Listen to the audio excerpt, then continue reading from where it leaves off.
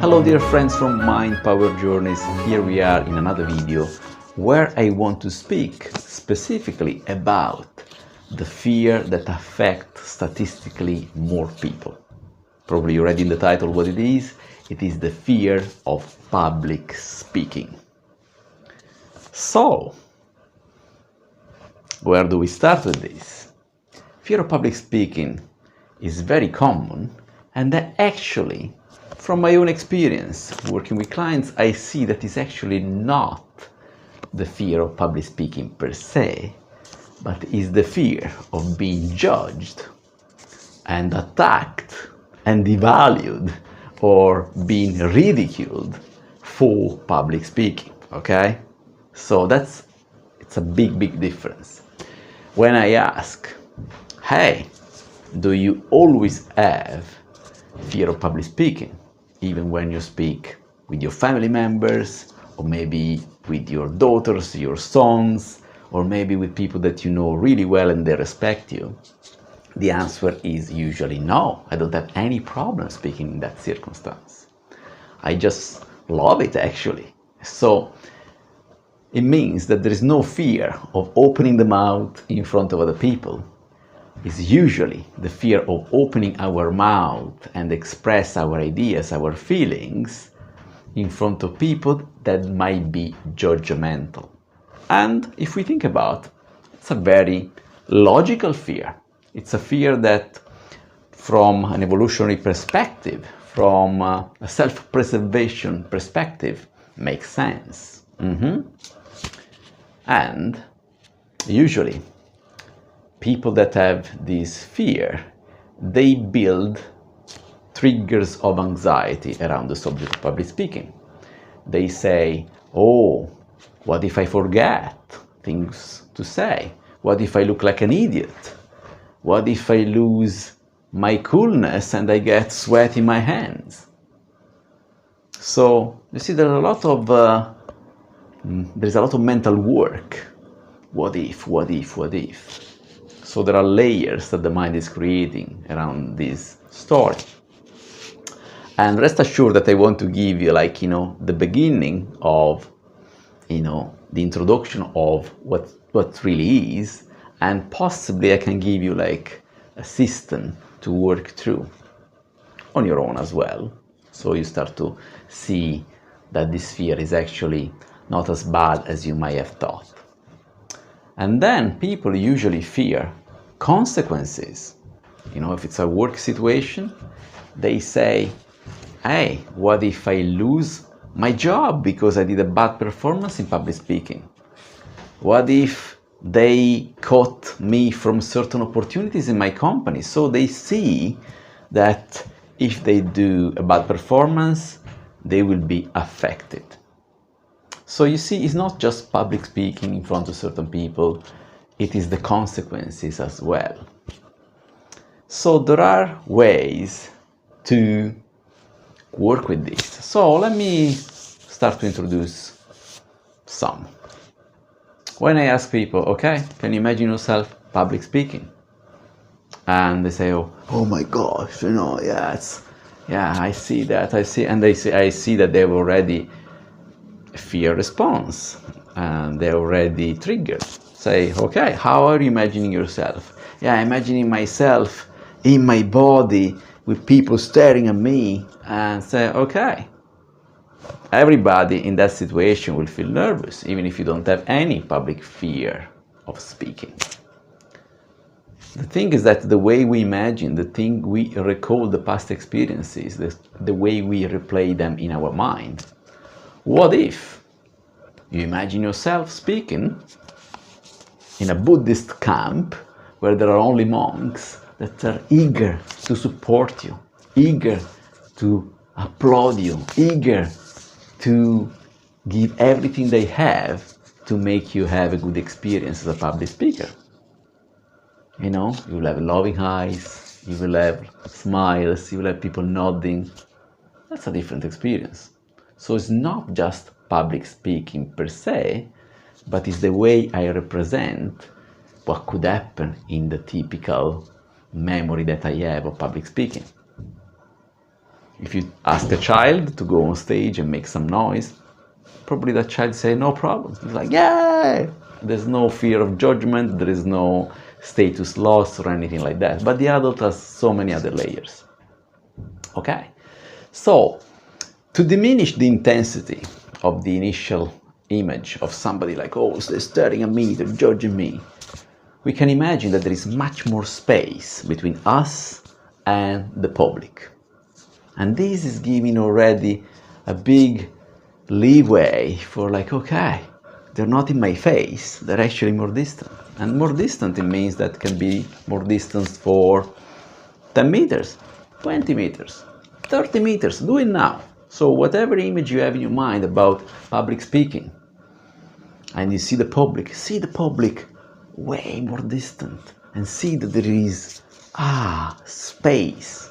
Imagine as well there could be a river between you and the public. I'm sure that you feel better when there is a river, when they cannot catch you. And maybe you imagine that you're in an environment where there is a nice perfume in the air. It's relaxing. Maybe you're immersed in nature and everybody is much more relaxed. And maybe you can hear in your mind a certain music that makes you relaxed. So what about imagining public speaking from now on in a similar environment? I hear you. You can say, oh, but my environment is not like that. Of course it's not like that. But if you start to think about public speaking this way, you start to open a channel in your mind that starts to allow the possibility to be much more relaxed about public speaking. So in other words, the reason why you get triggered by public speaking is because of these internal images, and you are there noticing all the possible threats that can happen to you. But what if your mind is a little bit more switched off about catching the threats and more focused inwardly about your message, about what you want to say, about how to bring your point across? Hey, let's face it, public speaking is not something that we are born with as an ability, but it's something that we can master. And the more we start to believe that we can master, first of all in our mind, creating a safe environment in our mind, the more we can tune in our own message, the more we can tune in what we want to say, and the less energy we have to focus on the feedback outside. Because people in the public, they may have their own reasons to yawn, they may have their own reasons to fall asleep, they may have their own reasons to feel bored or feel aggressive. So there's nothing sometimes we can do to control that, but there is a lot we can do to control our inner state. So it would be a good practice to anchor ourselves in a state of peace. So let's do it now, so you have a little bit of an experience of this anchoring in peace.